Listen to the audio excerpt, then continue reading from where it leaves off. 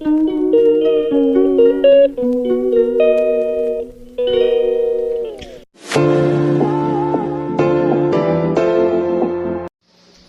guys, good morning. Ayan, for today's video po ay cooking na naman tayo guys. At ang lulutuin ni Grandma ay ito, adobong kangkong. Ayan. So yung kangkong guys ay biyaya lang yan guys. Bigay yan sa akin kanina. Bali 2 tali. Tapos yung iba, sinahog ko dyan. O ayan, pagkain ng aking dogi-dogi. Ayan. Tapos, yung tira, ayan, hinimay ko para sa adobo. Ayan, so ayan, sahog natin. Mamoy, sa mga high blood nga tao dito sa bahay. So, ayan guys, may magic tayo. Betchen, pamintang crab, sibuyas, bawang, at pag ako nag-adobo guys ng kangkong, naglalagay talaga akong luya. Tapos, syempre, suka, and, ayan uli, pag nag-adobo ako, talagang meron yan. Oyster, and, ayan.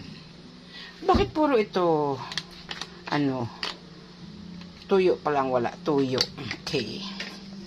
So, ayan guys, tara, sabayan nyo ako at ako'y magluluto na. Okay. So, ayan na guys, yung ating bawang, brown na siya. So, maglalagay na tayo na ating sibuyas at luya. Sinasabay ko lang yan, guys. Ayan.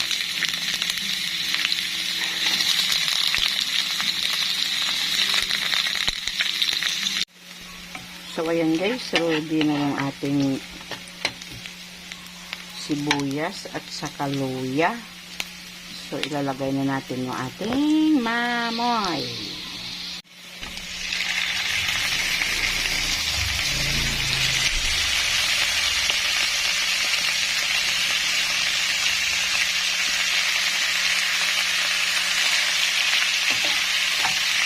May tangkong sumama. At least puro naman ito laman guys.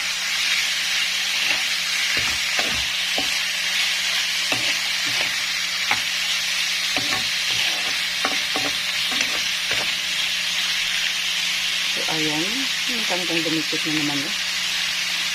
So ayan, timplahin natin yan at gisahin hanggang sa matuyuan. Asin po.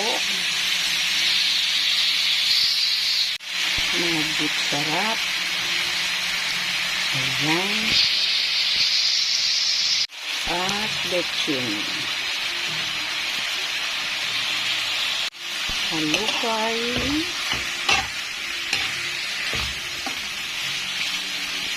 So, ayan. Nahalukay na natin ng maayos. Takpan natin yan guys hanggang sa matuyuan.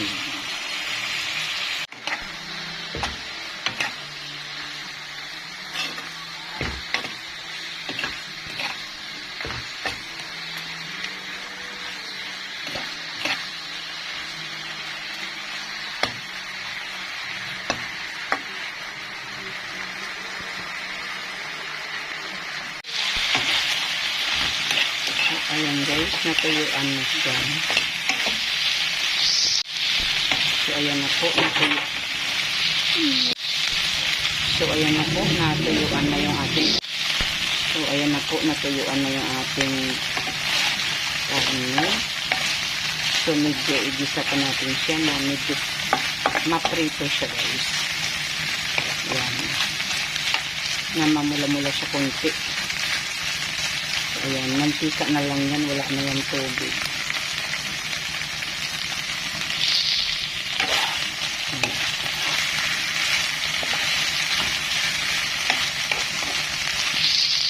So, ayan, medyo na mula-mula na yung ating karne. Para bagang na semi-prito siya. Ayan. So, ayan na guys, oh. Marami nang namula-mulang karne. Parang na half fried siya. So, ilagay natin ang ating tubig para medyo malaga siya ng konti at nang lalambot siya.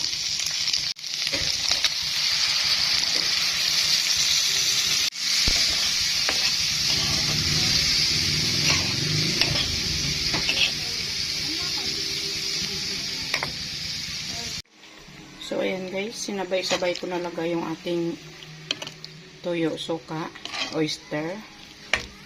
Kasi na busy, may bumili, sunod-sunod yung bumili. Kaya hindi ko na ma-videohan. Nagmamadali na guys. Kaya yan. So ayan na, ilagay na natin yung ating kangkong. Kasi Diyos mio, marimar. Mag-isang oras na ata, hindi pa natuloy-tuloy yung aking adobo na ito. Kay busy. Tuloy-tuloy yung magla-load. Nagka-cash in, nagka-cash out. Ay nako. Busy ang lola habang nagluluto, nagbablog, nagtitinda. So ayan, lagay natin yung ating kingkong. Medyo marami guys.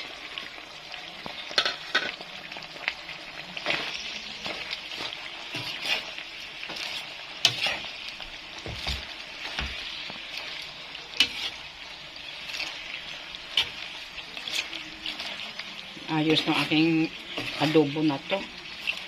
Mag-isang oras na ito. Pag may magpa-load, patay muna siya.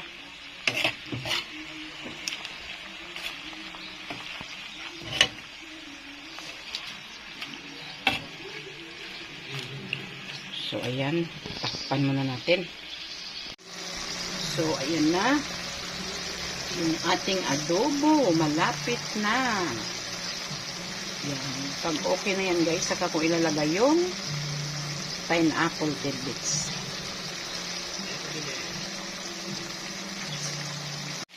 So, ayan na. Done na yung ating adobo.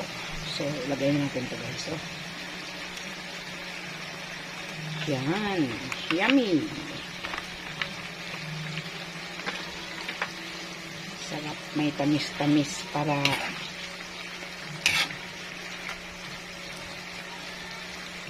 pambawi sa asim at tamis para tamis-asim. Sarap sana may sili. Wala akong nabiling siling tamsigang. So, ayan yung ating adobong kingkong. Ayan.